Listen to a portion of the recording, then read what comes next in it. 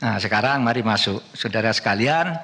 Nah, sekarang ke materinya yang menyangkut penjelasan Ibu Sri Mulyani tadi.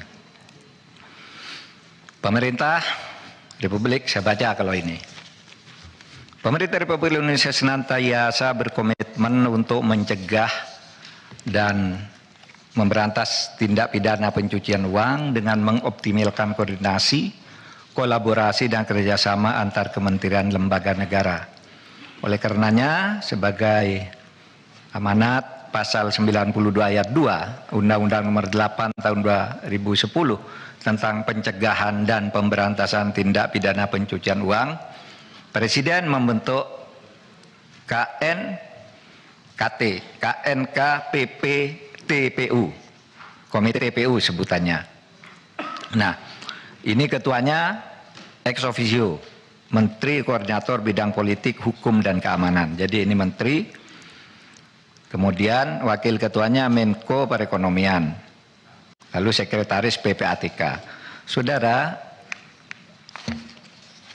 undangannya kepada saya itu kepada Ketua KNKPPTPU dan jajaran. Tidak ada sebutan Menteri Keuangan. Di undangannya dilihat aja.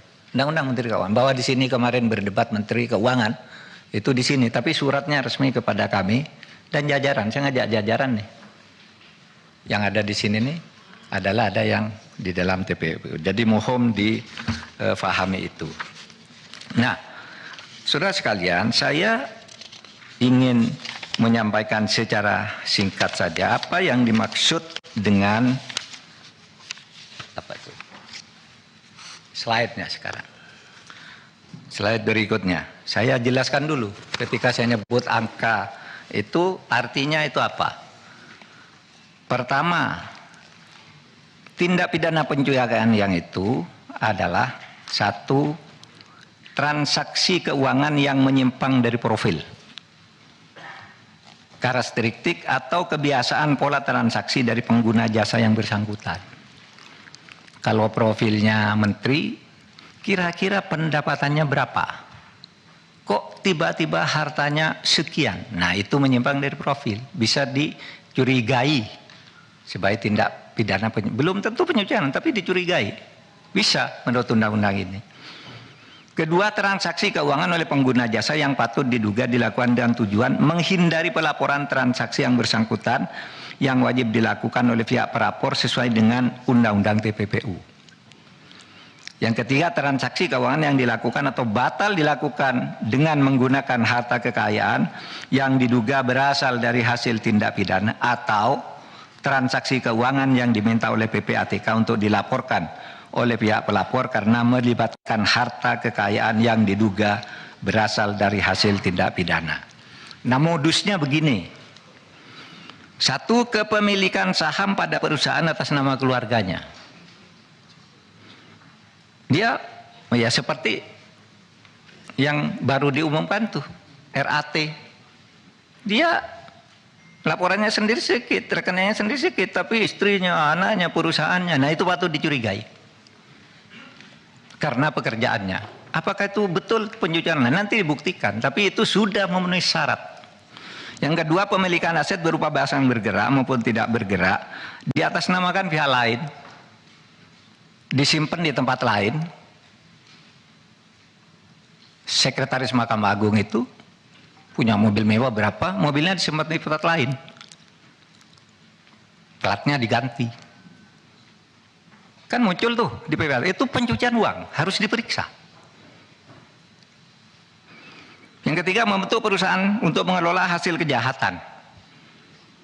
Untuk perusahaan gitu, bikin hotel, hotelnya tidak ada yang beli, tapi asetnya besar sekali. Hotelnya ada orang masuk, hanya hotel Melati, tapi uangnya ratusan miliar. Nah, itu bisa dicurigai sebagai pencucian uang. Ya.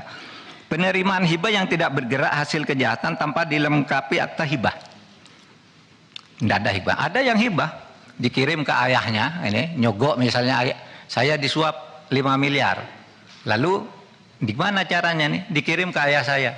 Lalu ayah saya disuruh bikin hibah, oh ini dari ayahnya. Itu bisa. Ada juga yang rekening, saudara. Saya buka rekening 10 miliar atas nama saya. Lalu ATM-nya diserahkan Pak Sahroni, Pak ambil uang ini sesuka-suka kamu. Namanya saya. Tapi Anda yang ngambil di ATM setiap kau butuh sampai habis. Itu pencucian uang. Ya. Nah yang dikerjakan dari data ini adalah kerja-kerja seperti itu. Menggunakan rekening atas nama orang lain untuk menyimpan hasil kejahatan, melakukan transaksi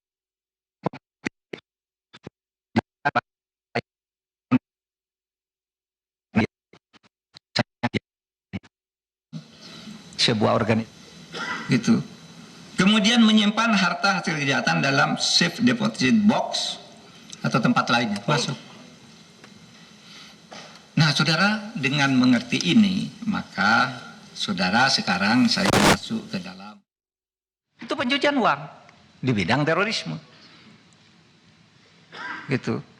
Kemudian menyimpan harta hasil kejahatan dalam safe deposit box atau tempat lainnya. Masuk.